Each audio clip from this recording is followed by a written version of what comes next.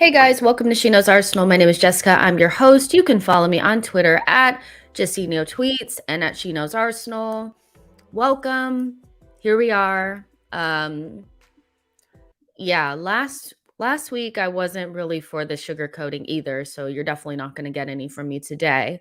So if you want me to tell you that I think that the season is still salvageable, I'm not. So there you go.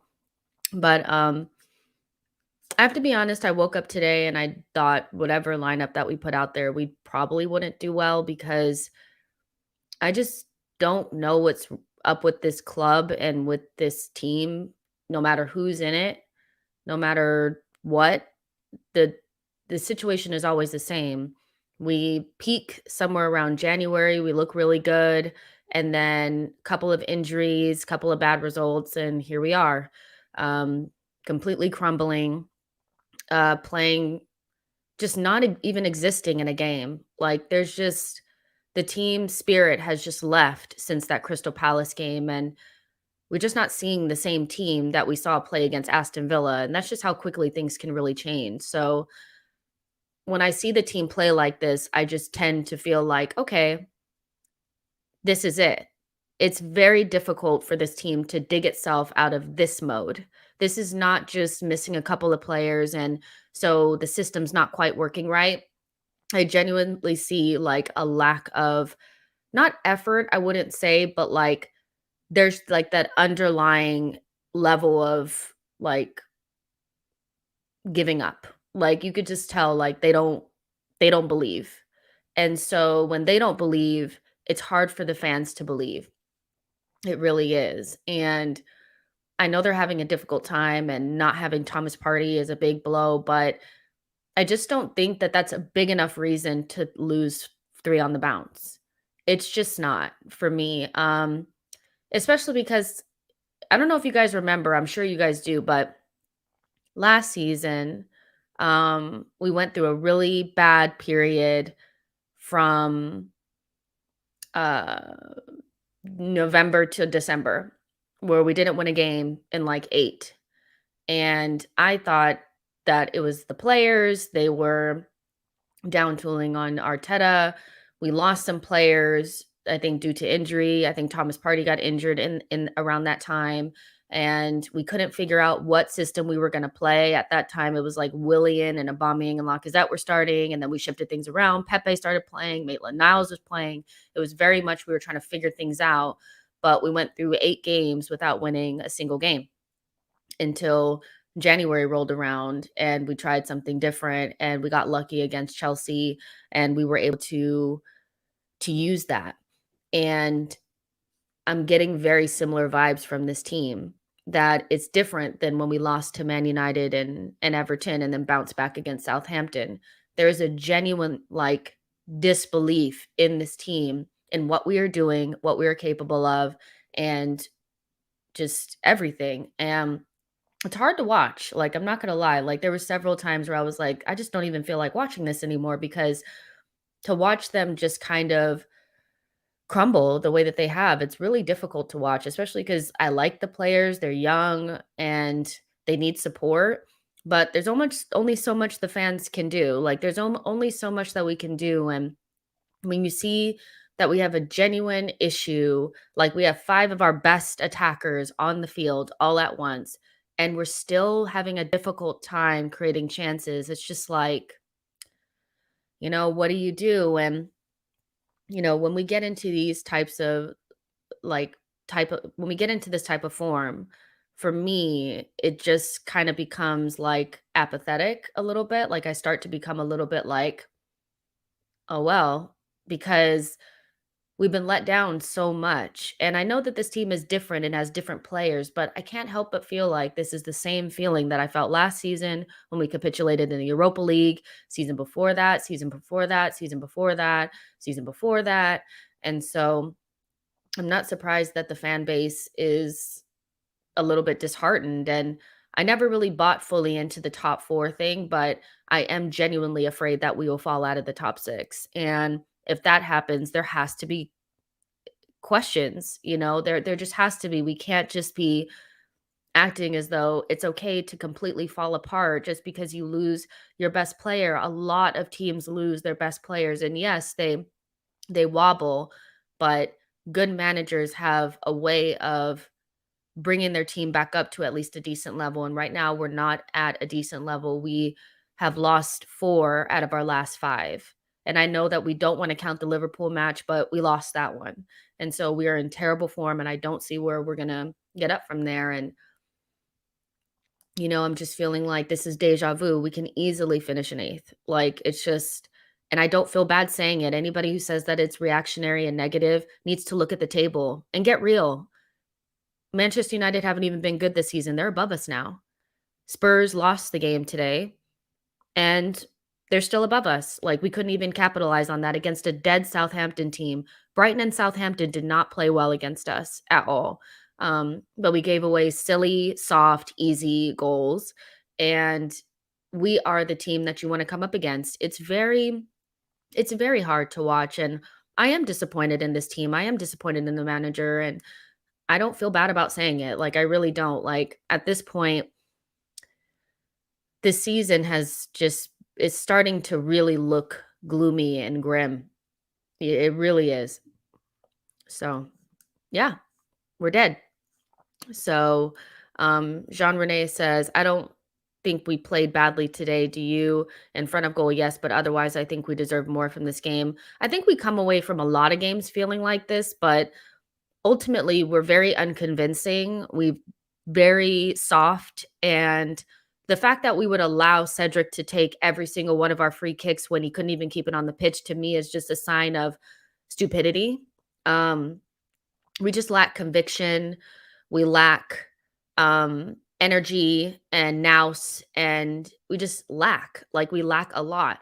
And so, although I can look at that game and say, well, we had a lot of possession and we created some chances that we should have put away, ultimately, we know what this team looks like when it plays well, and that wasn't it. So I can't say that we were catastrophic, but it might as well have been catastrophic. I don't know. Like, I can't take any comfort in feeling like we didn't play badly. Um, because we're beyond that now. Like, we need to see a team that has energy and has conviction, and when they get out on the pitch, they look like they're going to win the game. Like, and I still have yet to see them play out of their comfort. It does feel like we're walking on eggshells. Players are afraid to pass into dangerous areas. They are risk adverse. There was a lot of Sambi and Xhaka passing sideways today, which I think is a direct consequence and symptom of being afraid to make a mistake. We don't like there's just when a team is really trying to win the game, and I think we were trying, but there was definitely like that level of fear. And so even though it wasn't bad because the statistics don't look bad, it was bad. We all watched it with our eyes. It was not great. It just wasn't. So I really can't sit here and act like it was good or it was decent because it wasn't. Um, we put in 2 attacking players and took 2 defenders off, and still Southampton were very, very comfortable. Like, I don't think they ever really felt like they were under any sort of amount of pressure. We had a couple of little half chances, but when you have Cedric and Xhaka and every player on the field just whacking balls into the box to Forrester and Bendirect and Romeo, but we have Nketiah in the box. I mean, that's kind of what we did in that run where we didn't win like a single game last season. We were just whacking crosses, and that's when you know that we're out of ideas and whatever we plan to do is not working. And so for me, that's bad. Even though we were okay. Like, Mackie says, very, very likely that West Ham finished above us as well. Yeah, like, I think, let me look at the table now. Because if we just keep losing, which again, we have Chelsea, Man United, and West Ham all in a row. So, and everybody that was like, well, West Ham will be thinking about the Europa League. It doesn't matter. We played 2 teams in a row right now that have nothing to play for, and they beat us without having to do anything. So West Ham being on the beach thinking about the Europa League doesn't really fill me with, if we're not playing well, it does not matter. None of it matters if we're not playing well. It doesn't matter if Man United are shit. We're not playing well. Doesn't matter if Chelsea have nothing to play for. We're not playing well. It's just, I'm bored now. I have to be honest. Like, I'm very bored of this every single season, looking good and then just capitulating. I mean, you guys, Wolves are only like 5 points below us. So technically, if we continue to lose, they could even go above us. Because it's not out of the realm of possibility they win 2 and we lose 2. So again, we could finish 8th, and that would be such a letdown. You can't finish 3 seasons in a row in 8th place. If you do, the manager has to go, period. Sorry, hate to say it. Dublin Gunner says, "I can't see where the next win is coming from, to be honest." And I felt that, the moment Thomas Partey went down, like, you just know, like, the team without him, you don't even really wanna watch it because you know that we're not gonna be able to create any chances. Odegaard has been diabolical since coming back from international break, and I know he scored that lucky goal against Brighton, but he's been just so on the periphery, and we can't get him the ball, and it's just not good enough. Like, I don't see where the goals are coming from, so I can't see where the win is coming from. And there's just nothing in this team, you know? Matt G says things felt so different a few weeks ago. It did, but equally, that's why I think there was a section of the fan base that said, let's just relax for a second. There were Arsenal fans making Champions League compilations and talking about things as if we had got it sewed up. And it took was a couple of injuries and the team just went like that. And we have such a hard fixture list going into the back end of the season, and we don't have a goal scorer. We don't have midfield. If you don't have midfield and you don't have goal scorers, then you have nothing. You really don't. And I think the team realizes that. They're looking around and they're like, we actually have nothing here. Now I wouldn't be surprised if a couple of them are like, well, why did we get rid of Aubameyang? You know, all of your choices come back to slap you in the face. And I'm not going to go back and say that I think that we should have kept Aubameyang, but I wouldn't be surprised if some of the players were thinking that, like, we're playing in Ketia. Wild. S says, this our ceiling without Party. Never take that man for granted again. I saw somebody say, F Tierney and Thomas Party for doing this to us. And I was just like, how stupid could you be? Like, of course they have injury issues, but it's up to the team or the club to make the right decisions in recruitment to ensure that we have suitable backup for players that tend to get injured, but equally, we cannot function without them.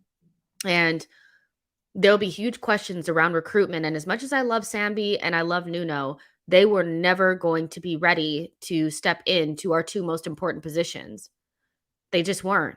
So, I mean, that's a recruitment issue. That's not a Thomas Partey and Tierney issue. I don't hold them responsible for anything, and I don't think you realize what you had until it's gone. Like, we have a world-class midfielder carrying this team through to top 4, and without him, we are mid-table. It's crazy. Billy says, Jess, if it's on you, would you sack the manager now? Well, okay, let me just put it this way. If this was Emery, we would be asking more questions. That's the reality, right? If this is Emery, we're asking for his head on a platter. We're asking for a new manager to come in. But because Arteta has good faith with the fan base and we believed in the project 2 weeks ago, it's hard for me to just flip to gotta sack him now. Now, I'm not wedded to Arteta so much so that I can't at the end of the season, if we don't finish in a good position after everything that's happened this season, I would look in a different direction because I don't think this project should be contingent upon Arteta. I think it's a good project if you can put another manager in and get better results. If it's contingent upon him being here, which I have a suspicion that it does because he's so heavily involved in everything that happens, like he basically has the Kroenke's ear, then we're in a lot of trouble. You know, we're in a lot of trouble. So I wouldn't necessarily say let's sack him before the last couple of games, but equally, I can see him losing a couple more, and us be in real trouble. So there you go. Doc says, why don't you look at the table? Plenty to play for. You can't complain about players management when you are more negative than them. Luckily, the team won't give up give up the way the fans like give up the way fans like you are. I mean, fair enough. I mean, you can be mad at me and direct all your frustrations at me, but I feel justified in feeling disappointed and let down and questioning a lot of the decisions that we made. There is plenty to play for, but again, if we can't score a goal and we can't win a game, there you go. So I feel justified in feeling this way. I know that there's fans that are like, you should be eternally excited and optimistic about our chances and everything. I'm not like that because I'm looking at a team that cannot score a goal. And so, yeah, like, fair enough. If you want to be eternally optimistic about what you've seen, fair enough. But I'm not going to feel bad about feeling disappointed in this moment because I feel justified in that. And a lot of fans are justified in that. It is what it is. Um, Dave Riley says, I have given up now on this manager. I think a lot of people were going to turn if we had lost these games. Everybody, like a lot of people started to turn after the Brighton game, and now they're going to turn even further. Newsflash, we're not going to beat Chelsea. Like, I don't know who needs to hear that, but we're not. So if you lose 4 out of your last 5, any other manager is getting slapped. Like, they really are. But there's a lot of people that are wedded to the idea of Arteta, and I understand that. We've weathered a lot of these types of storms with him, beginning of this season, beginning of last season, Europa League, both times going out of the round of 32 and the semifinals to Unai Emery. So there's been a lot of riding through the storm with Arteta, and I don't think he has a lot of leash left with the fans. And I don't really think that that's an issue. Like, I don't think we need to be wedded to Arteta, to be honest. I don't think the players, I'm frustrated with them, but they're still young and I still believe in their talent. But yeah, like Arteta, I'm not wedded to. I don't feel bad about that. I care about the club more than I care about the manager and him. Like, I don't know. Am I wrong in that? Like, do I need to be wedded to Arteta? Like, I don't feel like I need to be. Blaze says, "Jess, if we continue to play like this, what excuse should made for we should made right now for Arteta? Um, if we continue to play like this, it'll just be he lost all of his starting players and it was difficult. That's pretty much it. Like, a lot of people are saying that it's because of the injuries, but there are teams in this league that have less quality than we do that are able to create chances, and score goals. So it's really, I mean, you can talk about the psychological effects of losing 2 really big players at a critical time of the season and how that might affect a young team. But I always go back to the fact that there's no precedent for a young manager, very inexperienced, like not even young, inexperienced manager, um, being able to coach a young team into the top 4, so in a very difficult league. So I think you always have to keep that in mind that it's not about having a witch hunt for Arteta, it's just about, is he the right fit for what we're doing right now? And I've always had questions around, if you have such a young team, shouldn't you have somebody who's been there and done it before that can lead them in the right direction? Does everybody have to be inexperienced at this club? I'd prefer having a more experienced manager with some success under his belt already in a young team versus both being young. He may have innovative ideas, but putting those into practice are always really difficult, especially with a young team because they've never done it before. So again, when you have real conversations around Arteta, it's not just, oh, he's a cone man and all this kind of stuff. You can have genuine concerns about Arteta and not be like a hater. And I just want these players to have the best possible platform and the best possible support around them. Equally, like I also want to make sure that we keep the talent that we have, and we have let Arteta be here for a long time. There's not a lot of managers that get the time that he's gotten. Um, so it's one of those where it's like it's not like he hasn't had time and resources, like he really has. So at this point, if you do feel like you're falling out of love with the project with Arteta in charge, I don't blame you, especially if you gave it a genuine shot. But again, 2 weeks ago, it felt like the project was really going, but we lost our key players. I'll say this, that I think most managers can do really well when they have a starting 11 like we had a couple of weeks ago, because that's a really good team that's playing very well, that's motivated, and we have all the right pieces in the right places. I think you find out the value and the level of your manager when you don't have the perfect scenario, and what he's able to do to get you out of that scenario. I think that is the key to what manager you have. And I think Arteta really lacks when he doesn't have all the tools to his disposal. And so that is a huge red mark on him. I think it just is, like, and I don't think there's anything wrong with saying it. Um, let's see. Rancid says, "Why should we continue watching this team? Arsenal only affects the mood and not for the good." I mean, as annoyed as I am, um, let's see. As long as long as I'm alive, I will watch my team, even as annoyed as I am with them. Like, I am annoyed, and watching them is not fun right now. And I pretty much just expect us to continue to lose games. And it does affect my mood, but I will still watch them. Do I have the same expectations that I did a couple of days ago? No. Am I disappointed? Yeah. But it just feels like a huge checkout by the players right now. And the manager should be able to galvanize this group into feeling confident that they can still do this without Thomas Party. And there's not that belief. There's not that belief. And that's scary. Mackie says Wolves need to play City and Liverpool, I think, in another big team. But I mean, Wolves have been able to get points from big matches before. We're the only team that doesn't get points from the big matches. Sorry. Um, let's see. Let's see. I'm just gonna do some more of this. I know you guys really just want to like get it out, so I'll make sure to go through some more comments before we actually get into like player ratings. S says Party is our whole identity. Without him, we're a totally different team. I mean, we really just go from a top four team potentially to mid-table very quickly without him. And it doesn't help that you don't have a striker to paper over the cracks. We just are very thin, so I don't know. Let's see. Poncho says sacking the coach won't change the football club.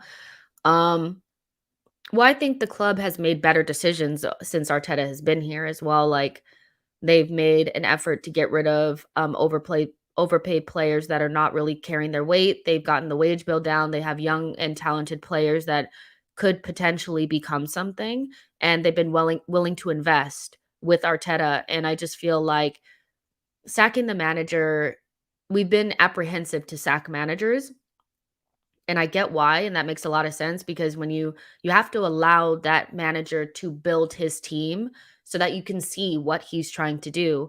Arteta has been allowed to build his team, and yes, he's a couple of players short, but I would have expected him to be a better in these scenarios based on last year than he is. Um, Sacking the manager is not always the answer, but keeping him on because you're afraid to sack a manager is also not conducive to success at a club. So that's something to think about. Let's see. High Tech J says, if we're not going to spend another 150 million, then we might as well sack him. Arteta needs a good, excellent players to play his style. I think the club is still going to invest. I just wonder if it's all contingent around Arteta being here. Like, if there was another manager, would they back him in the same way? Because they seem to really, really like him. And I do think that that's an issue, is the close. I think it can be a positive, but it can also be a negative, because there's not any checks and balances between Arteta and the ownership to say, like, is he actually doing a good enough job? Can we bring somebody else in? And with somebody like Adu in charge as a technical director, I would be afraid that we end up with somebody like Tite. I would, and he wouldn't be right. So I think that they will give him the money and they'll let him stay another year. Um, but I mean, if he gets the strikers and he gets all these new players and he's still unable to really push this team to the next level, then yeah, I think he's within his last 12 months if he doesn't succeed. There's nothing wrong with saying it, you guys. There's nothing wrong with being honest. Like saying things that are not always positive about the manager also mean that doesn't mean that you're toxic. It just means that often we can't have honest conversations around the manager and the team because there's this kind of thing about toxicity and, so we have overly positive and overly negative. There's some truth within the middle that I think it's okay to talk about, but I don't feel bad about saying that I'm not confident that Arteta can dig us out, you know? Like, you know, um Yeah, I mean, I am being critical and the season, like saying the season is over, it is to me. If you think that we can dig ourselves out and still finish in the top 6/top 4, fair enough. I don't. Like, I don't think there's what I'm seeing now is very similar to what I saw last season between November and December. We're just,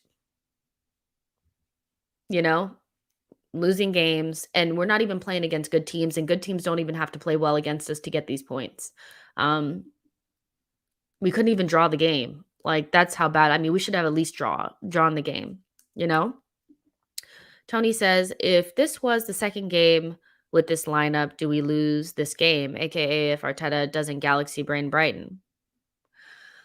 I think we're just here's the thing. I don't think it at this point where I don't think we're really I think it's less about who's out there and what the formation is versus the belief, the energy, the impetus, the conviction. I think we're in that territory now because even though we looked better, we were passing better today, there still wasn't that we know what our team looks like when it's playing like it wants to win. We know even if it's not perfect, we've seen it. At home against Newcastle, we didn't have our best team. Lakanga played. I think Tavares played as well. We still won that game because the team wanted it. They created the chances. They put the ball in the back of the net. And I'm just not seeing that. I don't know. I feel like even this team probably would have lost to Brighton because look at the goal that we gave up. We were patient. We're trying to unpicked the lock and we fell asleep on a set piece. And that was pretty much it. I think a lot of us felt like that was it. So I do think that I get what I get maybe the thought process behind like, well, we played better today. So if we had done that against Brighton, would we have lost today? I do think regardless of who we put out there now, because there's a lack of belief, it doesn't really matter. Like, I think that team could have won that game, and I think the team that played against Brighton could have won that game. I think we're putting a lot of emphasis on what pieces should go where. If you don't have the belief, you're finished. Like, that's pretty much what it is. So yeah. Let's see. So that's all I'm saying, you guys. I think it's okay to be honest. If you're upset, be upset. If you don't like the manager, that's okay to say. If you want to continue to back him, that's fine. But I don't think you can look at what we've seen over the last 3 games and say, "Oh yeah, like you need to be unconditionally positive about this team." Like, no. Polymation says the team is a reflection of the manager. Look at teams from Klopp, Pep, Simeone, and Fergie. I did tweet something very similar to that, and I'm sure I got cooked because people don't want to hear it, but the team does reflect the manager. That is not a lie. Like it does.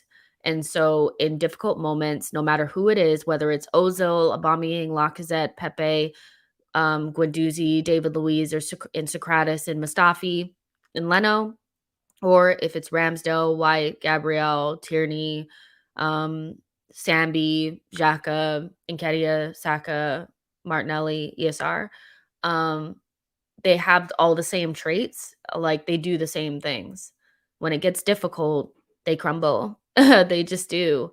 Um, they can't score goals, they can't create chances, like, that is due to the manager, and, like, if we're okay with saying that Arteta is this great generational manager when we're playing well, then equally, it's probably his fault if we're not playing well now, you know? So there you go. But, let's get into the player ratings. Make sure you like the video, subscribe to the channel. There's about 140 of you guys watching. Like the video, subscribe to the channel, all that kind of stuff. And let's get started. So let's talk Ramsdale. He just hasn't been as good in the second half of the season. Like, I think um, when he first started, he makes that save against Bendirect. He got his fingers to it, but he just hasn't been as um, good. And it is what it is. Like, I don't think he was bad with his feet today. They had barely any chances, but the one chance that they did get, it went in. But I don't think he's as strong and confident as he was in the beginning. And so it's it's hard to say, but I would probably give Ramsdale a 5. He wasn't terrible, but he's not the same as he was at the beginning of the season. And I think I was saying this midway through the season because he started to look shaky, is that once the high of being at Arsenal and, the sunshine and stuff wore away, I think the team realized that being at Arsenal is very difficult, and so the requirements are different, and Ramsdale has not really been the same since Man City. Like, him and Gabriel haven't been the same. They've been a little bit of rocky, and so, maybe that has to do with Tomiyasu going down. Like, I think we underestimated what that would do to the team, especially when you watch Cedric and what the abomination that he was today. So, yeah, Ramsdale gets a 5. Wasn't bad today, wasn't good, definitely has been shaky, and not in amazing form. Also, I wonder if he's fully fit anyway. I think we probably rushed him back as well, but there you go. Um, Cedric was an abomination today. Um, and here's why. Um, he just every time he got it, he kicked it. It didn't matter where he was on the pitch, he would not pass. He would not find Saka in the channel. He would not find a decent pass. He would just get it and whack it into the box. And I don't know if that was a game plan or not, but it feels like Cedric was our game plan. Get it to Cedric, whack it in the box, and see what happens. Not only is that a stupid game plan, but he's average. He's an average crosser, an average set piece taker, and he was terrible today. And I hate this idea of, oh, well, I'm the most senior on the pitch, so now I'm taking all the kicks. That's what happened with Luis last season, and it was like we never got anything out of him. And for him to we weren't going to create any chances in that game. So for us to throw away 2, 3, 4, 5 free kicks, and all those dead crosses, like, it was just terrible. And Cedric was touching the ball too much, way too much. He was at one point trying to do little chip balls in behind. I'm like, that should be Odegaard. Like, why are we allowing Cedric to be our creative outlet? And it's just terrible. Like, Cedric was bad today, not only on free kicks, but just in general. He just lacked bravery, really, in terms of just finding the pass in behind and being calm. He would just whack it.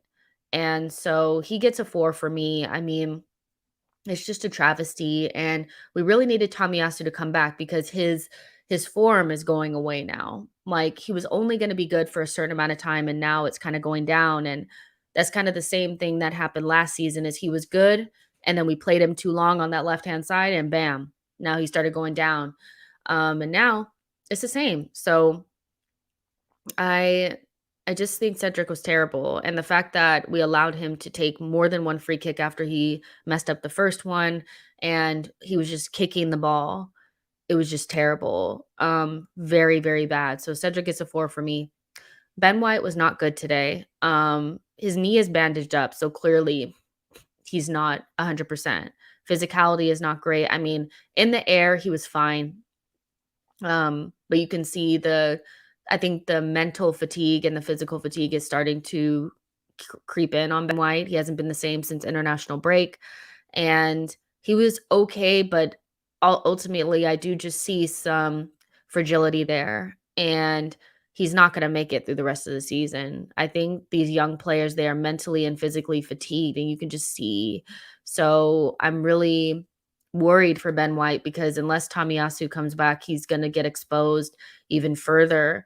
And yeah, I can see that this will be the time of the season where people that have hated Ben White since the beginning because he wasn't Saliba will use this as confirmation bias. But there was a period in the season where Gabriel and Ben White were playing really well. But once you remove those two fullbacks and you just don't, it's just not the same, and they just have kind of capitulated. So I think I have to give Ben White a 4.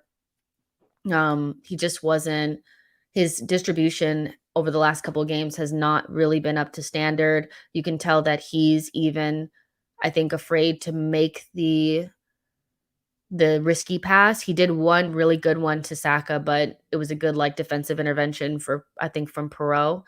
But just wasn't enough of that. There just wasn't enough of the good balls in behind, and I think there's just the fatigue from Gabriel and Ben White. And the reality is, um, they don't have any respite.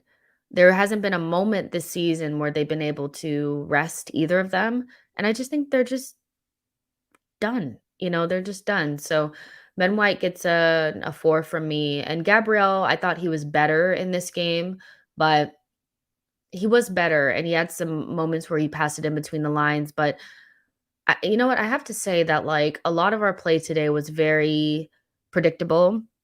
Gabriel just standing on the ball and then passing it in between the lines to Nketiah, and then he tries to flick it on to the wide player, and we can't flick it in behind, so we just pass it over to Nuno, and then we pass it sideways again, and we pass it all the way to Odegaard, and then Odegaard passed it to Cedric, and Cedric whacks it in. Like, it was just all very like predictable. And I think Southampton was okay for us to do that because they knew the cross was coming and they would get it. So Gabriel was better on the ball today. He wasn't really at fault for anything. I don't think him and Nuno did anything particularly wrong, but I think there is some mental and physical fatigue coming in for these players, and they're not going to make it through Chelsea, Man United, and West Ham. They're not. So yeah, Gabriel, I'll give him a 5. Nuno, I really commend him for coming in and playing a solid game after being ripped out like twice in a row and not playing against Brighton. He should have played against Brighton. Um, he really should have. And he came in today and away from home, um, didn't really get beat. He didn't really have any defensive errors. Also, Southampton didn't really do much to really put pressure, so he's going to be under more pressure if he plays against Chelsea, but on this game alone, um, I thought he was good.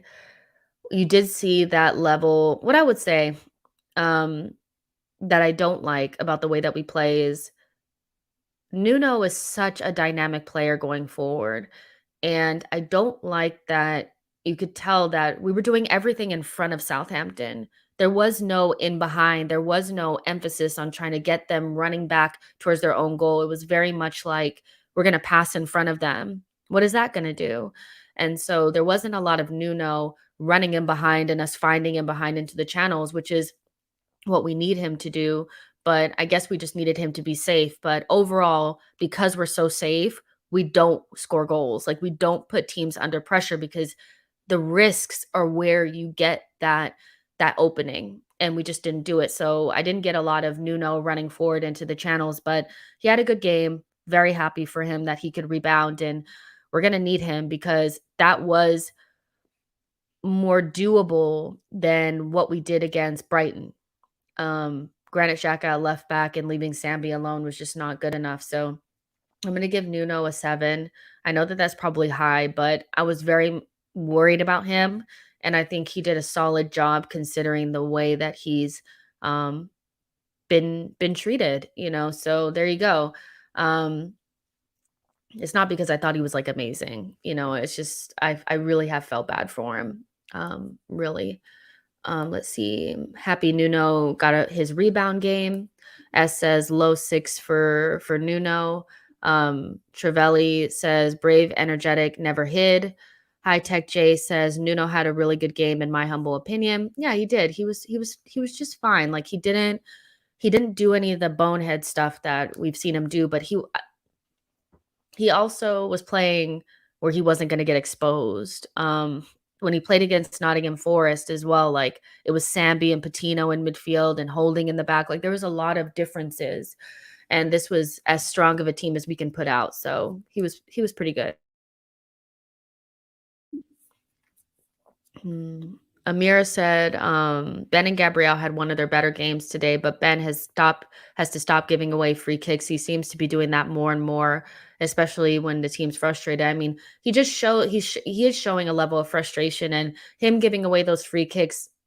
At him and Cedric, I think we're giving up a lot of free kicks and throw-ins and stuff like that. And on that side, and we we um like, offered them an opportunity to start putting pressure on us by doing that because that's the only way that they were gonna score. They're really good on free kicks and set pieces, and he was also at fault for giving away a really silly free kick against Crystal Palace that ultimately ended up being a goal, and so there's been these little and I think it's frustration and fatigue, and I know people are like, "Oh, well, they only play 1 game a week. How can they be tired?"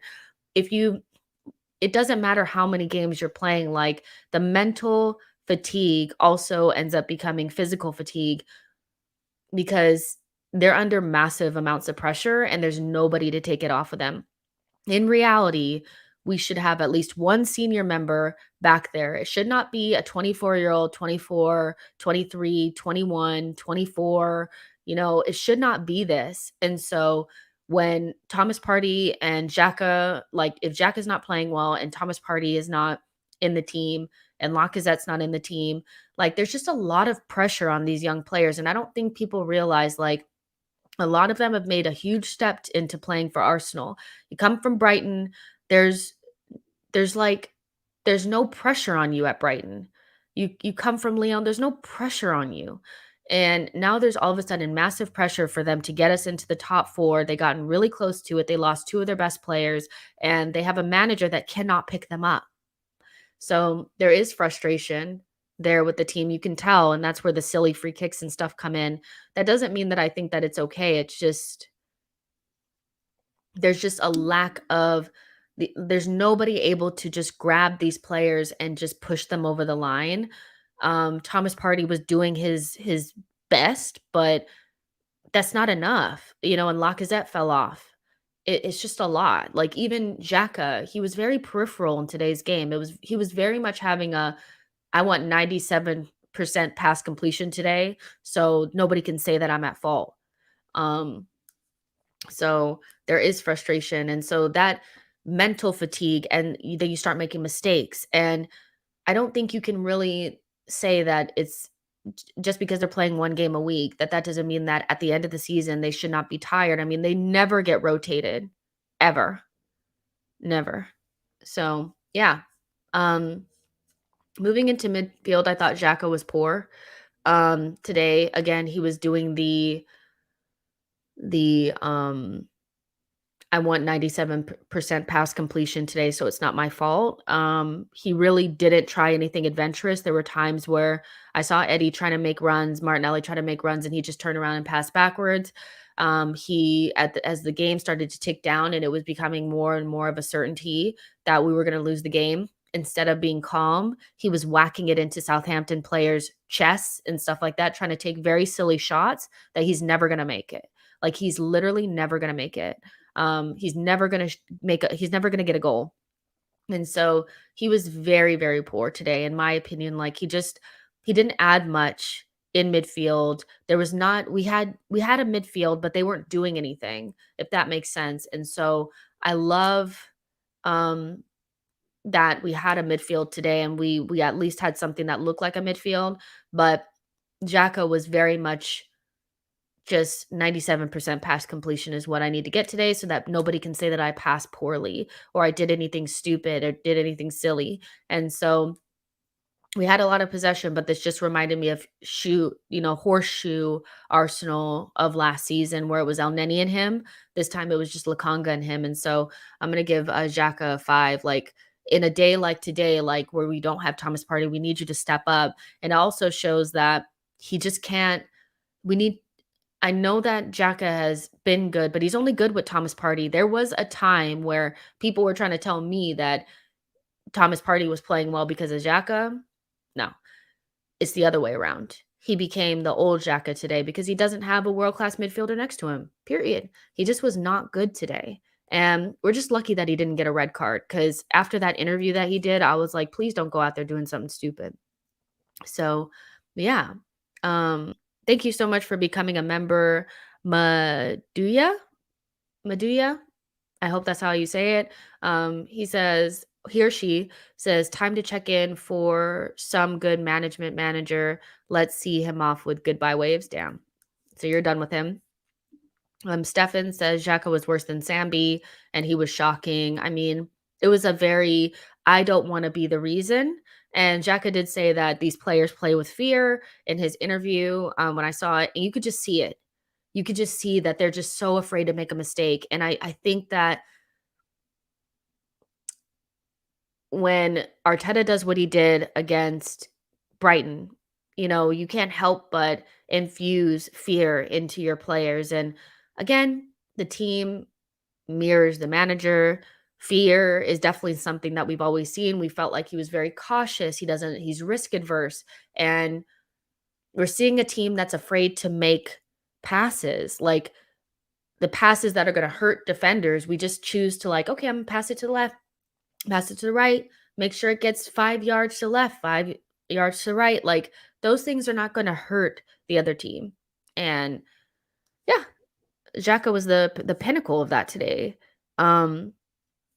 Let's see. Tony says Xhaka is a good time, tough personality. He lacks when things get tough. I mean, you're absolutely right. Like if that's your main leader, we got problems. Like everybody says Xhaka is the main leader in this team. That's a problem. Like that's not leadership. Like I mean, when things are going like being available and training hard means fuck all if you don't do what's required on the pitch to drag your team over the line. And I think that's where Arteta, I think, is getting leadership mixed up. Professionalism and availability is more important than what you can actually bring on the pitch. And Xhaka, on a day like today, he was available. He passed. He stayed on the pitch. But ultimately, he did nothing to propel his team forward. He was poor. Xhaka gets a 5 for me. Sambi, I think there's going to be a lot of questions, and there should be around recruitment and how good the transfer window actually was, because we spent 150 million, and the two players that were meant to stand in for two of our most important players that were ultimately the reason why we couldn't progress in the Europa League last season. They can't deputize for these guys in a way that is good enough. Like they can stand in the position and kind of do an impression, but I think Sambi is a good young player that is 3 or 4 seasons away from being somebody that we can rely upon. And he's so talented, but I just watched somebody who's just passing sideways, passing backwards, passing sideways, passing backwards. And it's not his fault. He's too young, green, inexperienced to be doing this job at this level, and he doesn't have a good enough midfielder next to him to hold his hand. And it's just a shame. It really is. I fear for Sambi in these next couple of games because he's going to be under more pressure in these games than he was in this one. He wasn't really under any pressure today. Southampton wasn't putting us under pressure, and he still couldn't figure out how to make a risky pass into space, to pass in between the lines, to create a chance. It was really hard to watch. And I get that Sambi is 22, so that's not that young. But when you're playing in Belgium, you have to take a couple years off, because he doesn't really have that experience. So yeah, Sambi for me has to get a 6 because he tried as hard as he can. I don't expect much more from him at this point. It just wasn't good today. Um, let's see. Let's see. Palmsy says we cut out deadwood in January. Unfortunately, now we're dead food. Damn. Tony says Sambi was fine to my expectations of him. He'll grow in a few games. I hope so. He needs to, or else we're dead. Blaze says Xhaka is not good enough. I don't understand how some Arsenal fans try comparing him to Vieira and Fabregas. I don't know who was doing that, but you need to stop smoking because Xhaka can't run a midfield on his own. He hides when the going gets tough. He makes very silly decisions when the pressure is really on. And he's just a good midfielder for a team that's not trying to be in the top four. Chiozi says Guendouzi is way better than Sambi. I mean, I think Guendouzi is a good player. He's also playing in France. And I don't necessarily feel like I thought Guendouzi had more personality than Sambi when he played in the Premier League. He was somebody that the opposition did not like to play against. And I think we have a lot of players that the opposition like to play against because we don't fight, we don't talk shit, we don't do anything. It would get annoying, but it would rattle the other team. And Guendouzi had some high moments at Arsenal. Like there was a game that he single-handedly helped us come back and beat Aston Villa. I think that was that game. And he has a lot of talent, but he did a lot of sideways and backwards as well. And I can't say that I can watch him in France and just say he's like way better than Sambi. Because I saw him in the Premier League and I thought he was average. But I get what you're saying. Sambi is coming from such a inferior league that he was never going to be the answer to step in for Thomas Partey. And I think we know that now. So yeah, I mean, I respect Guendouzi's talent, but I'm not going to use that as like a stick to beat Sambi with in any sort of way. Like, you know, Tashima says Guendouzi and Saliba would improve this team. Not necessarily. I think maybe it'll improve this team, but I think what may improve this team a little bit more is because I think when you look at our team and how it consistently performs at this level and how it consistently crumbles and how it consistently doesn't create goals or chances, you have to look at the manager there. So we can get better players. Of course we can, but the manager also needs to improve. And I think I don't think it's so much the players anymore, you guys. I really think it's more of we were so high on these players a couple of days ago. I refuse to say that they're shit, you know? Snake Eyes, thank you so much for your super chat. I really appreciate it. It says, any chance of us getting top four? And do you really think the Cronkies want top four? It would mean massive investment, which Cronkies don't want. Well, they backed Arteta 2 years ago by getting Thomas Partey and Gabriel. They backed him again this season or this past summer, and it's kind of well documented that they're going to back him again. So I think they do want to progress the team forward. Are they willing to do what it takes to get top four? I don't know, because if you wanted to get top four and you saw that opportunity this season, you improved the team in January. So I don't know. I don't know what the Cronkies want, but I think they will spend more money if Arteta's here. I don't know what they'll do if they end up with another manager, which I still think we're nowhere near. I don't think there's any pressure on Arteta right now. Blaze says, Jess, we shouldn't blame Sambi. We should question owners, Adu, why they didn't sign another midfielder in the summer. No, and that's I sit there. I don't blame Sambi. I really don't. I think he was never the answer, and this is a recruitment issue. I think on this channel, I was very disappointed that we didn't go out and get a midfielder that could start. And we have this thing about we want clear starters and clear backups. And those clear backups are players that are just not up to the level. They cannot even compete for position. There's so much backups that Thomas Partey has to play 90 minutes in every single game, even away from home at Norwich when we're up 5-0. That's how untrusted these backups are. And so the recruitment was poor. It just was in terms of recruiting players that can step in to those positions. And there was an opportunity to bring in a midfielder, but we didn't want any pressure on Thomas Partey or Xhaka, or we wanted to continue to build from the back. Um, we've spent a lot of time building the back line, trying to build midfield. We just haven't done it yet. Like we haven't had a summer where we really said we're going to address the midfield. And I think if we had done that and brought in a striker regardless of who we had, we may have not had the defense that was perfect. We may have had a Saliba back there. We may have been a little bit more shaky, but we would be able to score goals. And right now in the top 4 race, the teams that are scoring goals are the ones that are going to get it over the line. Um, the recruitment, I think we need to go back and we like the players. They're young, the right profile, but did they actually improve us enough? I don't think Sambi and Nuno have, and that's not their fault. It's bad recruitment. Um, so yeah, I'm just speaking from the heart, y'all.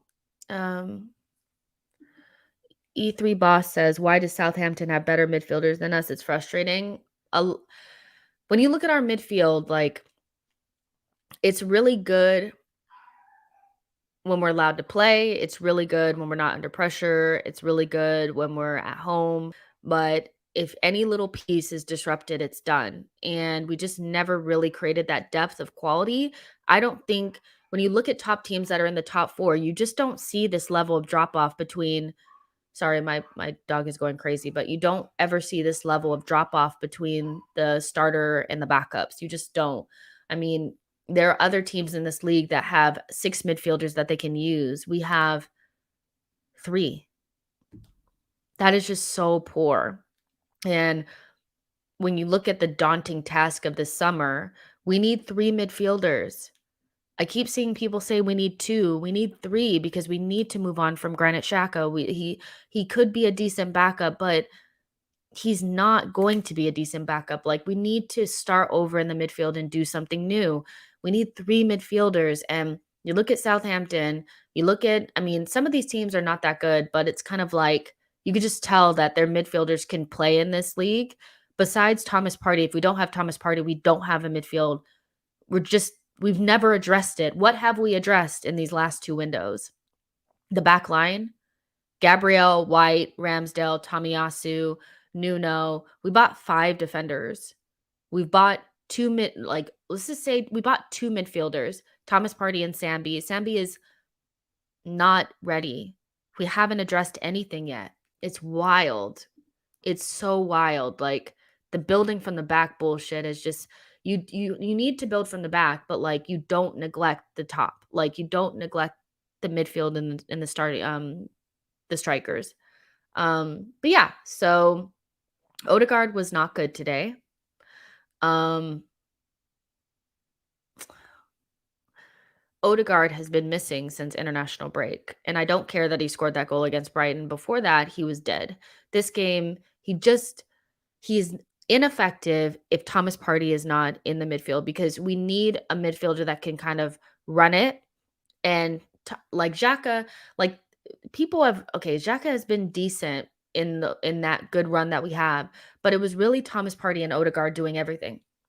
And so when you break that link between Thomas Partey and Odegaard, he's just adrift and he can't impose himself on the game. And I think that's his greatest weakness because I can see a scenario if he continues in this vein, um, where we need more robust midfielders. We need midfielders that can impose themselves on games even when we're not playing particularly well.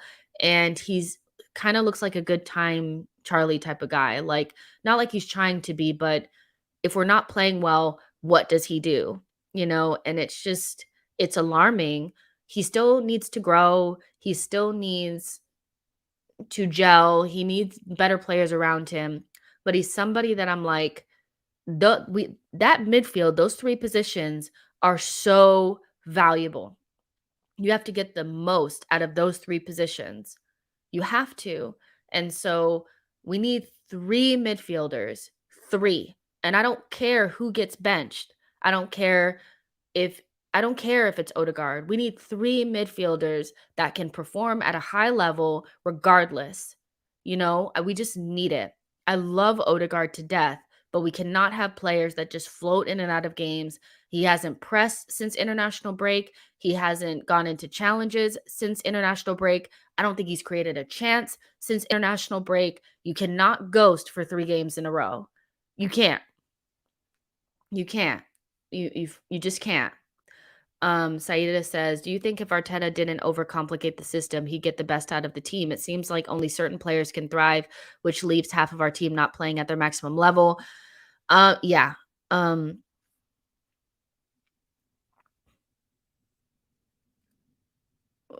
Wait, what's going on?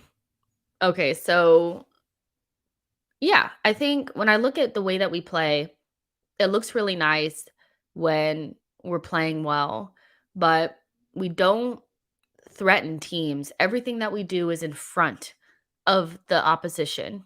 We have one layer and one way of doing things. Our patterns are very predictable and we do them over and over and over again and there's no other way of doing things. We're very, very, very predictable.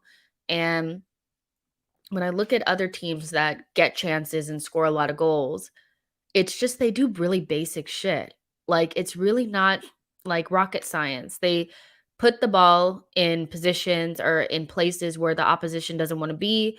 They have runners running onto the ball. They have quality in those positions. They just cutbacks, good crosses, balls into space, like, very easy.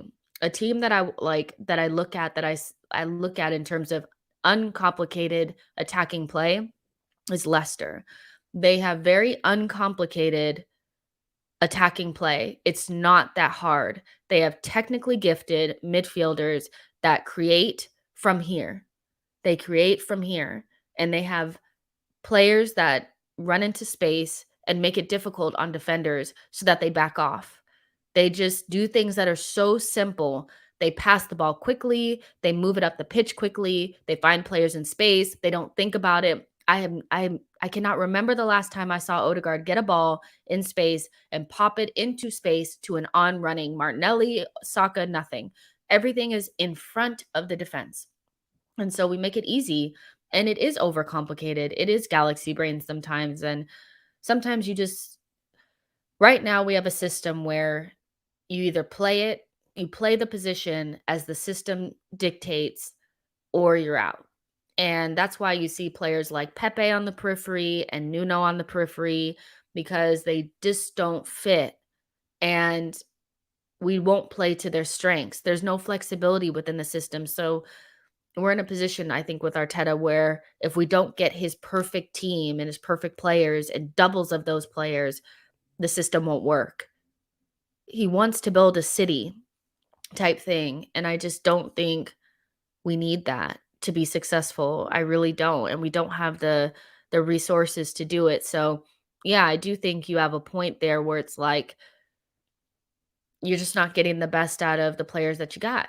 We just it is so complicated, but like playing football is not complicated. It's getting defenders on their heels, making them run towards their own goal, putting the ball in places where defenders don't want to be, getting attacking players into the box. We don't have players in the box. We don't make runs in the box. We don't run across the keeper. We don't do shit. You know? I don't know what it's like a lot of our focus is in the center of the pitch and how we build up play from there, but like we are toothless in the final third. It is wild. Justin Credible says, how would Odegaard have been good? Sambi, as you admitted, kept passing sideways and backwards, and Xhaka was so met today. But when he did get the ball, what did he do with it? I think he has the captain's armband. He's a player that we've really kind of pumped up. And so I get the aspect of like, well, if Sambi was there and he didn't play well, then how can we blame Odegaard? You still have to find ways to solve problems. We don't solve problems when things don't go perfectly. And if we're only going to be good when the sun is shining, teams are backing off of us, and we have our perfect 11, we don't have problem solvers on the pitch. And Odegaard is too good of a player to be standing in a position and not trying to figure out a way to get on the ball and create chances. We allowed Cedric to be our creative midfielder today. That's not good enough. And you have to put some onus on the players in that respect. They don't solve, they're not solving problems. Um, so Odegaard was not good today. He's been missing for 3 games. He gets a 5 for me. Um, so yeah, sorry. Like, I don't know what, like, come on. S says we had 70% possession. Our attacking players let us down the most today. I just don't rate possession that much. I think we've been more successful in games where we have less possession. When we were more on the counterattack and we can attack quickly, and the decisions are quick and we have space, we're so much better. But when we try to be City, we're shit at it. We're not good at it. I don't rate possession. I don't think that means you're the better team. I think Southampton and Arsenal were pretty much the same, in terms of the metrics that really mattered. We weren't creating sufficient chances with that 70% possession. They allowed us to just have possession in the middle of the pitch. They weren't even pressing us because they knew they were just going to let us kick it into the box, and we were just not going we were going to be toothless. So, we weren't the better team because we had better possession. Like, I get what you're saying, but I think we're more of like a counterattacking transition team, and every time I see us kind of the team sit in a block, we just are so freaking toothless. And our attacking players did let us down today, but when you only get a chance here, a half chance there, our players are not world class. They need volume. If you get 3 chances, they might make one.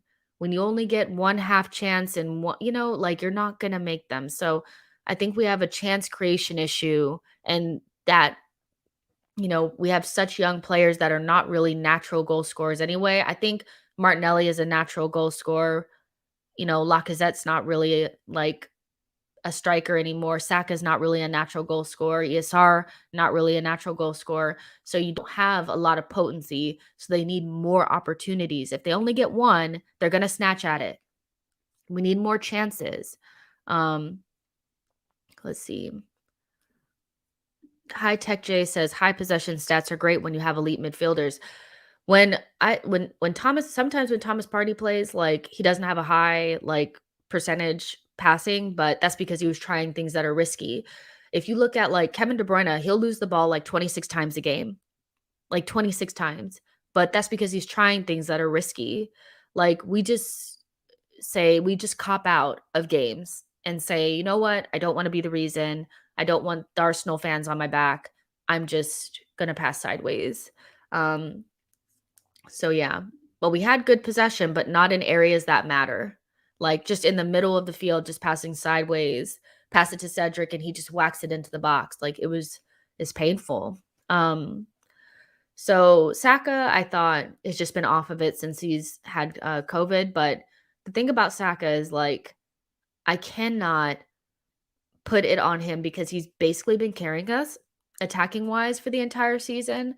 ESR, I think if you look at the goals between like ESR and Saka, whose goals were more defining in games, Saka's were. They were in times where we really needed a goal, or he started the scoring and took the pressure off. And so somebody else needs to step up. How many games has it been since Martinelli scored a goal?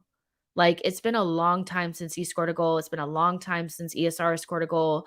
Like, somebody else needs to step up. And so I can't really fault Saka too much, but he has been off the boil. Him on the left side really wasn't working. Him on the right side didn't really work. The attack never really got going, and he couldn't even beat a man. Like, that's how deep it was. Like, he was so easy to like stop. And so, long story short, Saka gets a 5 for me. He just has been off of it. But again, he's another player that plays every single game, rain or shine, no matter if he's 100% fit or not.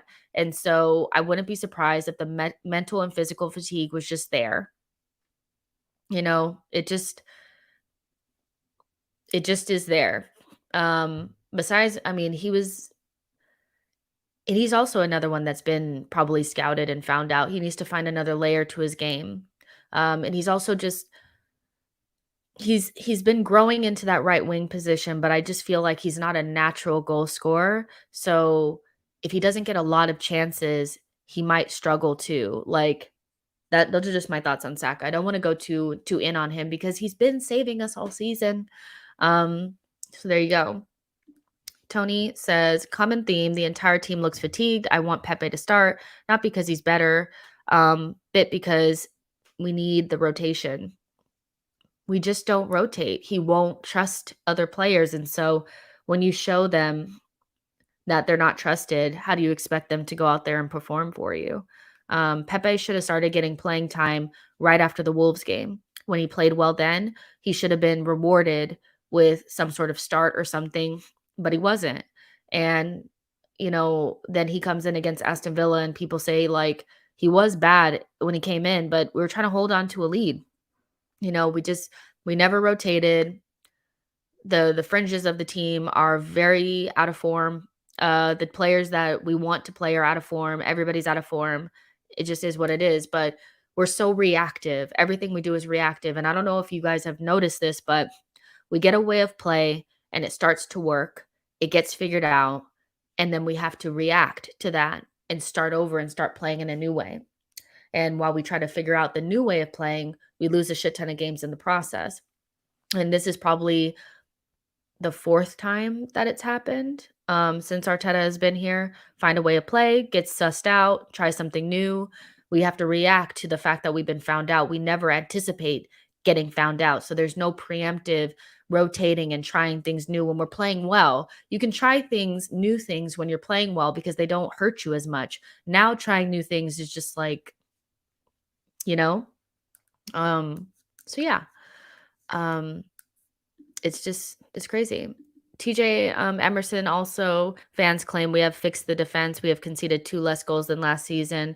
We play Chelsea next. I think that largely has to do with how we've played against Man City and Liverpool in the beginning of the season. That's 9 goals right there. If you only concede 1 or 2 in those games, it looks a little bit different. But you can't fix the defense without attack. Um, the issue with relying so heavily on defense is that they never get a break and they eventually crack. And if Saka scores that first chance that he has, which he should, then we probably don't get scored on. But the issue is we have chances and we just never put them away.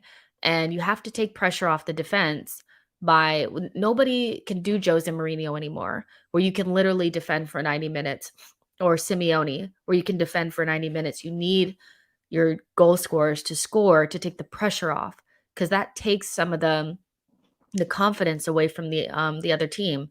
We have been conceding a lot more lately, and I just think the not having Tomiyasu for so long and not having Tierney has really just left us exposed. And then you have White and Gabrielle, who I personally feel like are mentally and physically fatigued. You're just when they're good, they're really good, but they become average in the last couple of games, and I can see why. So yeah, but you can't have a good defense without having a good attack. I think it all needs to go together. And when you look at the best defenses in the league, they have attackers to take the pressure off. And we just don't have it. We just don't have it. And when that midfield is ruptured, help them, because the defense is exposed. Like, we how do I say this? We've improved the defenders, but nothing else has, like, we've improved our players, but everything else is pretty much the same. Like, we still don't create enough chances. We still go to sleep at the beginning and ends of halves. Like, I don't know. I think we have improved the players, and I think the players are better than what we've had, but I think the mentality is a little bit of the same. Let's see. So Nketiah had energy, but he was just all right. Like he didn't really what he had like one little flick chance behind his leg. That was pretty much it, and he was just average. Like, he'd moved more, and he had that one chance where he probably should have went in on goal, but he decided to pass it to Martinelli, and then Martinelli passed it to Saka, and that was, like, our one big chance. It was nice to have a little bit more energy, but we're still relying upon somebody who's out of contract, this just that change was never gonna really make a huge change, like, without the conviction and the energy and the will to die before you lose, it doesn't matter. So Eddie gets a 6, not bad, but not great. And Martinelli, he tried hard, but again, he's been sussed and he can't beat a man. He doesn't have his burst. I don't know if he's carrying an injury. I don't know what it is, but he's not even shooting anymore. One of Martinelli's biggest strengths is shooting. And he hasn't been getting into shooting positions. He doesn't he's always looking for the pass or the cutback or what, and I think he's lost a little bit of his confidence as well. I don't know when's the last time he scored a goal, but it seems like it's been a while. When's the last time Martinelli scored? Against Watford, maybe? It's been a long time since he scored, so, it's rough. It really is for Martinelli, and, this just shows why you can't rely upon 20-year-olds to get you over the line. Um, Arteta couldn't work with the old guys. He couldn't work with Aubameyang and Lacazette and Pepe, and he switched it out for these young kids. But not buying a single attacker for that front line in the summer or in January has been a fatal, fatal flaw. It just has. There's nobody to drag them over the line. There's nobody to take the pressure off. There's no goals from midfield. There's no goals from the back line. There's no goals from shit. And so Martinelli's really struggling, and you just don't see that same energy that he had when he came into the team. Um, and I don't think it's for lack of trying. I just think he's fatigued. He really is, and he's been found out, and there's no real time to figure it out, so Martinelli gets, a 6 for me. I thought he was better than Saka, but ultimately still really ineffective and unable to create any chances or, like, even get a shot. Like, did he have a shot? Like, it's wild. And, Pepe or look, Smith Rowe, he came on, um he didn't really do much. He really didn't. He just kind of was there. I don't know what to say. He really didn't add anything off the bench, and neither did Pepe. The moment we gave up the goal, the game was done. No matter who we put on the pitch, it was gone. So for me, Pepe and Smith Rowe both get standard like 6. Like they didn't add anything. They weren't terrible, but to have 6 attackers on the pitch and be unable to create clear cut chances when Southampton are just sitting there is just crazy. So, yeah, we're terrible. We were really not good today. We had more possession, but that doesn't mean anything. It really doesn't. We were terrible. Um, Polymation says Arteta has tamed Martinelli. I hope not.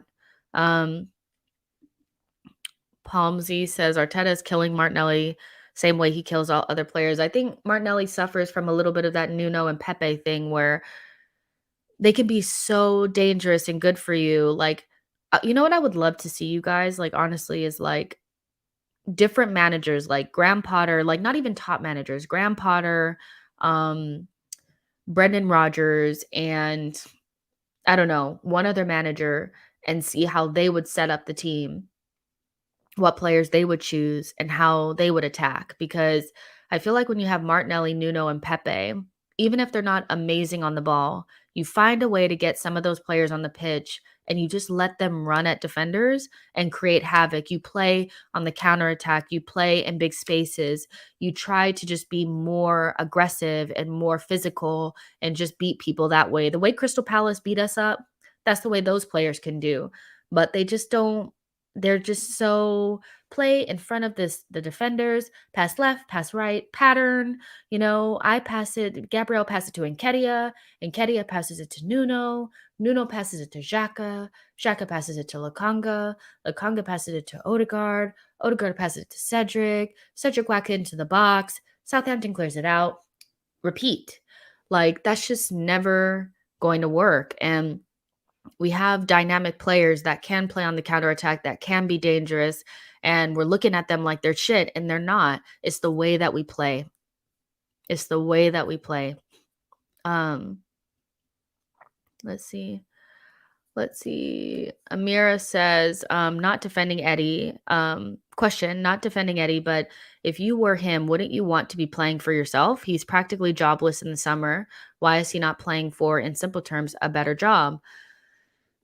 I don't know. I don't know. I mean, he probably has offers on the table, so he just has to choose one at the end of the summer or at the end of the season.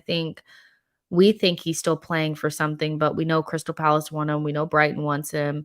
Like, he might just have something on the table already, and so you can never rely upon players that are out of contract. And we had one player that basically down tools on the manager and Aubameyang, and two strikers that are out of contract. And they went through the summer and basically said, we cannot buy a striker if Lacazette is here.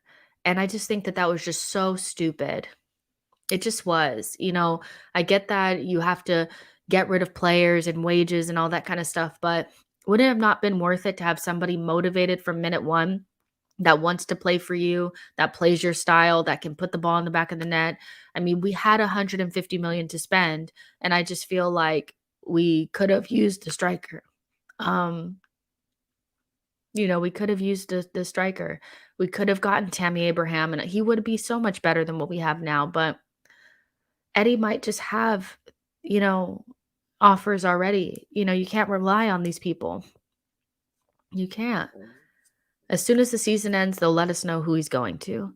S says ESR and Martinelli aren't long-term wingers, in my opinion. I don't think so either.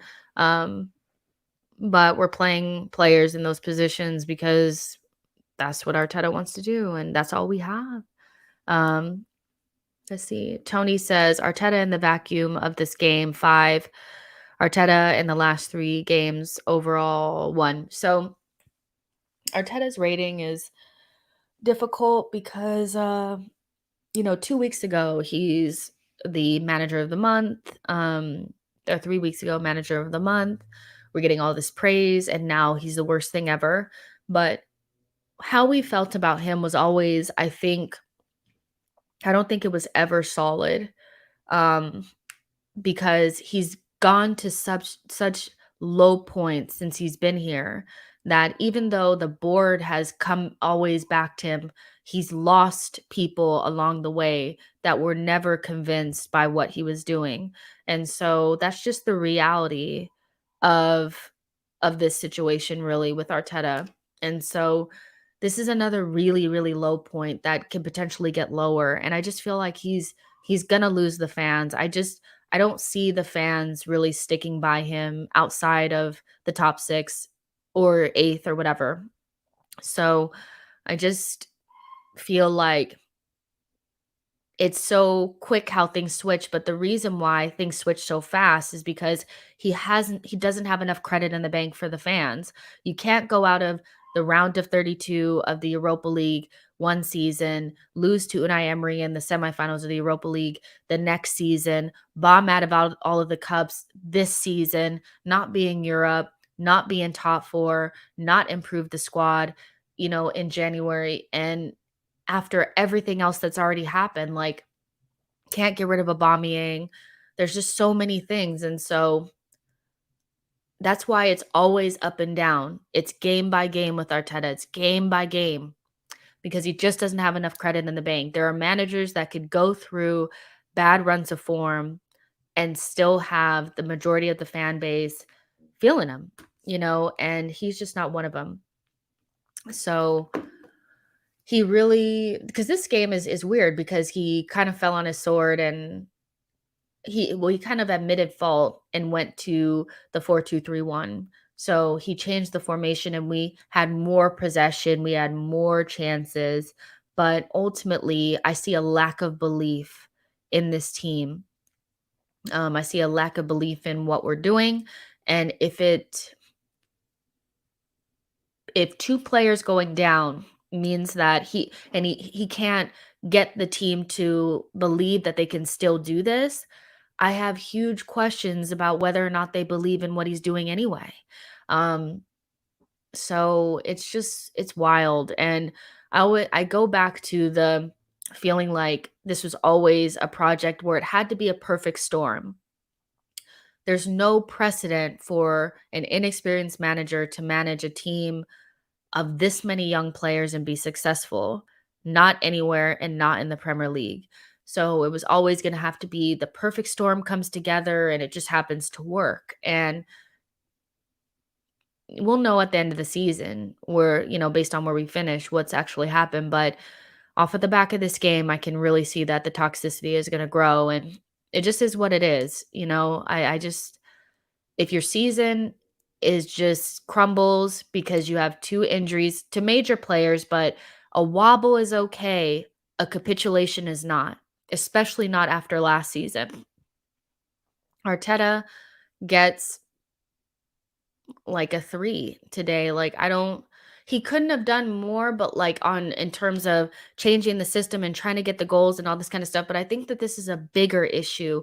This is a lose to Crystal Palace, lose to Brighton, and now lose to Southampton, all on the bounce. The team has looked relatively the same in terms of their energy, their compassion, and I'm not their compassion, their energy, their everything. And like, I'm not saying that they're not trying, but they lack conviction.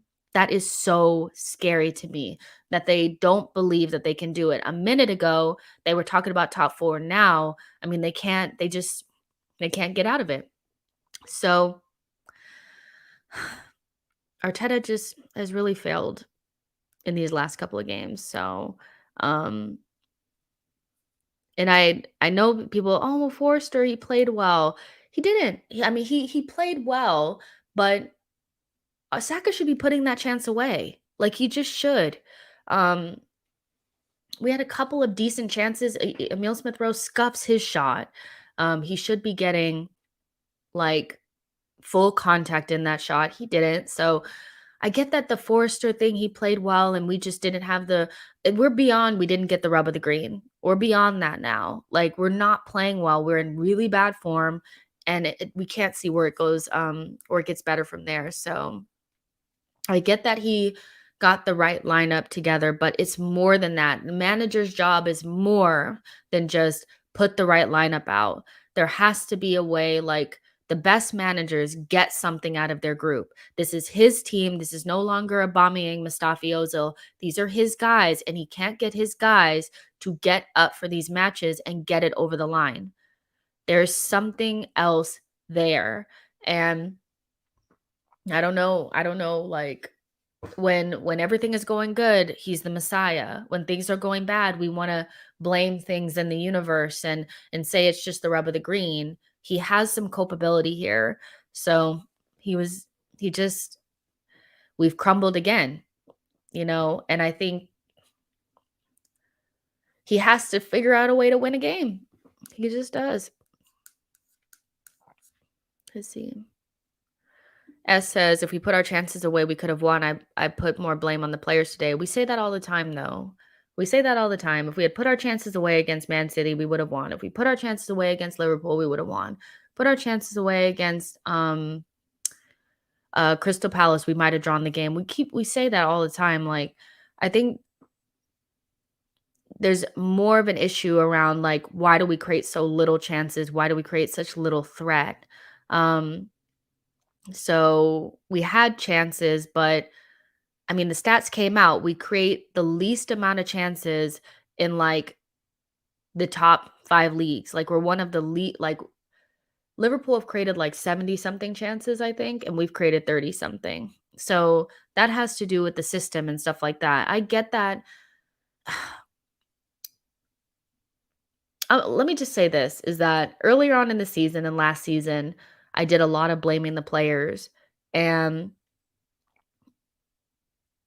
them not putting chances away. I did a lot of that, like, looking in the cracks and the crevices and saying, "Well, if we had just finished that one chance and if we had just did this and we had just did that." But we've been saying this for like 2 seasons now. In the Europa League semifinals, we had chances that they missed, and we said, if they had finished that one chance, they finished this chance, we would have went through. We would have done this. We would have done that. And I'm tired of saying that. I don't think it's just that. But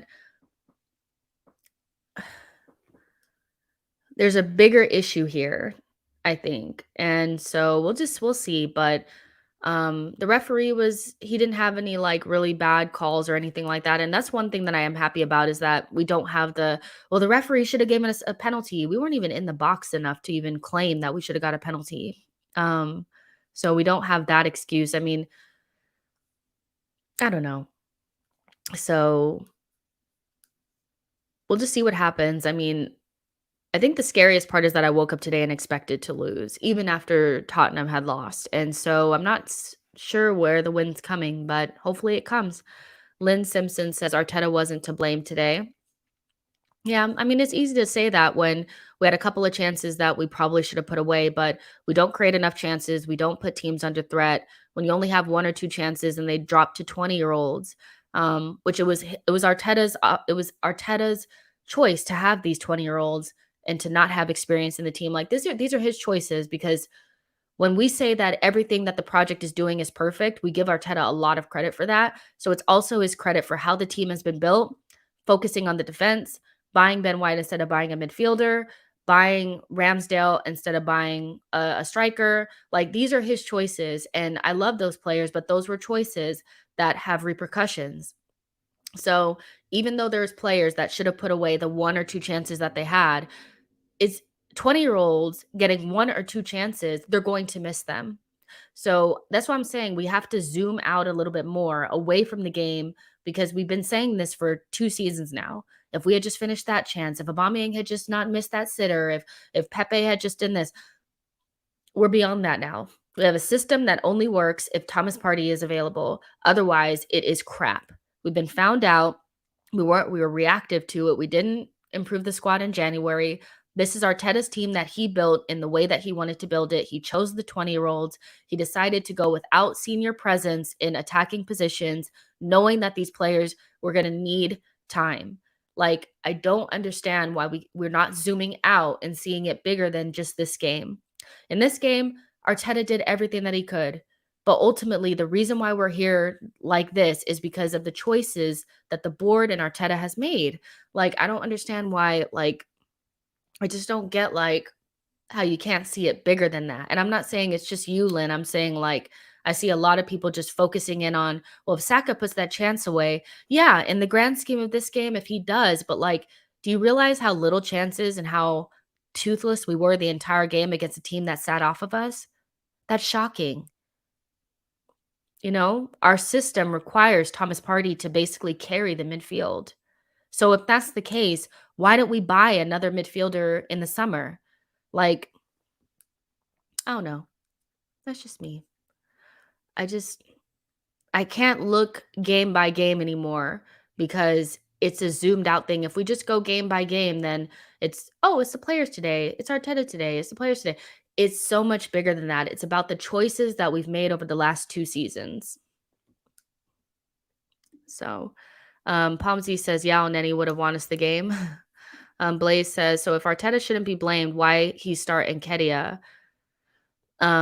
So if Arteta shouldn't be blamed, why did he start Nketiah, who scored 0 goals in the Premier League instead of start Pepe when we need goals? I don't know. I mean, you can't blame Arteta because Saka missed a wide open goal. You know, that's pretty much what people are saying. Like, it's the choices that you make that lead up to it. If we were Liverpool and we create so many chances on a daily basis, like that, like when we play, every attacker gets at least 2 or 3 chances a game. Then if we're missing sitters, then yeah, you look at the attackers, but we never create a lot of chances. We were outperforming our XG. We've gotten found out. The system requires one single midfielder. Like, I don't know. I don't know. You know what I mean? Like, we're not Liverpool, so you can't really sit there and act like it's just a today issue. And we are talking about today as like we are, but it gets tiring having the same discussion about a macro issue. Like, I don't know. I feel like we can just talk about the game, but we ultimately know it wasn't just this game. We've been struggling. Our defensive issues have started after at Watford. Like, we were terrible defensive then, and we just our defense has ticked down since then. So we've had issues. We barely beat Aston Villa. We were barely holding on. Come back from international break, and we cannot kick a ball. Like, we can just talk about today, but I think that's being negligent in terms of the bigger picture and the bigger conversation around how we got here.